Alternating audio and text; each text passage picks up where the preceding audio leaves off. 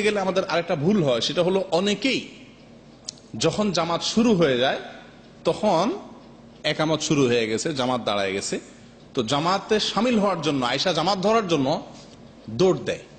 আসেন না অনেকে একটু দৌড়ায়, জোর করে হেঁটে তারপরে আসে, তাড়াহুড়া করে হেঁটে অথবা দৌড়ায় আসে। আসেন না অনেকে? আমরা অনেক সময় এরকম করি না? এই কাজটা কি সঠিক না ভুল? জি সঠিক না? সবাই বলতেছেন ভুল। কেন ভুল? এই কাজটা খারাপ কেন? এই কাজটা খারাপ কেন হবে? এই কাজটা তো আপনার ভালো কাজের প্রতি প্রতিযোগিতা, ভালো কাজের প্রতি তার আগ্রহ বোঝাচ্ছে।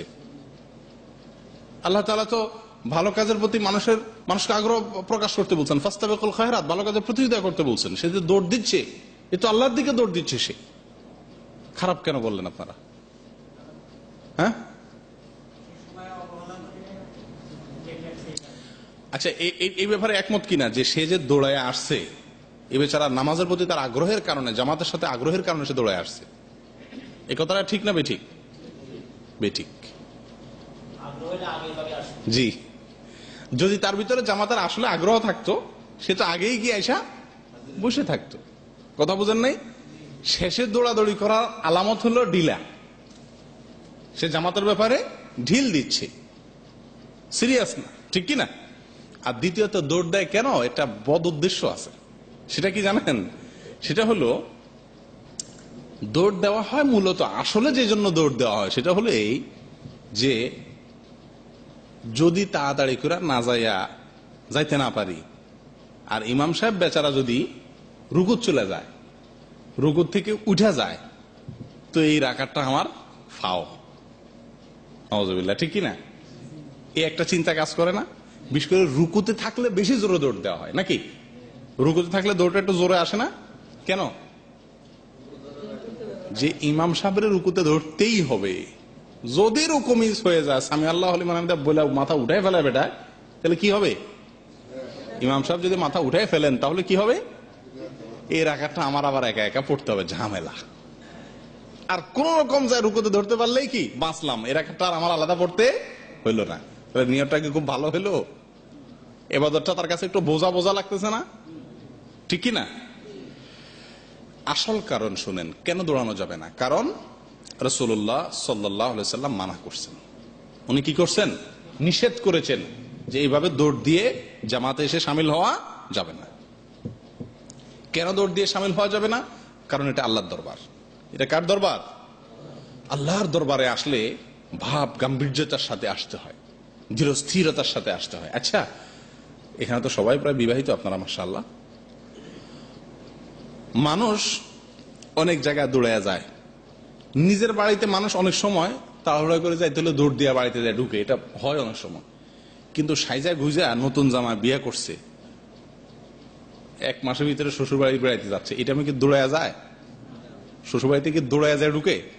কোনোদিন এটা হবে? কি বলেন? কোন জামাই শ্বশুর বাড়িতে দৌড়ায়া ঢুকবে? কিভাবে ঢুকবে? একবারে মোট মাঠ ভাব গাম্ভীর্যতা, ধীরে সুস্থে। মানে জামাই যে, এটা কেউ বলতে হবে না, তার চলা দেখলেই মোটামুটি অনুমান করা যাবে যে উনি জামাতা মিয়া, ঠিক না? তার মানে কি, এই বাড়িটাকে সে যেন যেন বাড়ি মনে করছে না, এই বাড়িটা আলাদা একটা গুরুত্ব তার মাথায় আছে, এই জন্য সে খুব দৃঢ়স্থিরতার সাথে আসছে। অনুরূপভাবে কোন সম্মানিত ব্যক্তির অফিসে গেলে দৌড়ায় যায় ঢুকবে মানুষ?